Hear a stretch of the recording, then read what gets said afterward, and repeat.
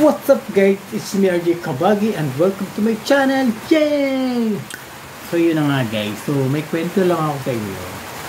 Bakit kaya may mga taong hindi ka kilala kapag walang wala ka? Bakit? Sa panahon ba ngayon mahalaga yung may pera ka? Mahalaga ba yung may material na bagay ka para mapansin ka lang nila? Para kaibiganin ka nila or para kausapin ka nila? Kaya ba sa panahon nyo?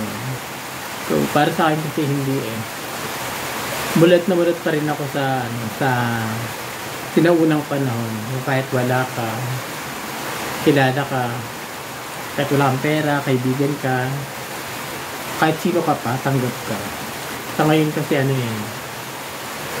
pera-pera na lang. Pag wala kang may ambag, hindi ka kilala, kaaway ka nilang lahat. Char! Sana all kaaway ng lahat. Sana all mapera. So yun nga guys, share ko lang din yung mga bagay na hindi naman talaga dapat natin gawin.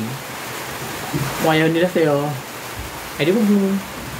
Kung hindi ka natin napansin, hindi naman sila kawalan. Kung ayaw nila sa'yo, mas lalong ayaw ko sa inyo. Ganun lang yun, di ba? Para alam mo na, ganyan talaga ang buhay. Pasok pa ako mamaya.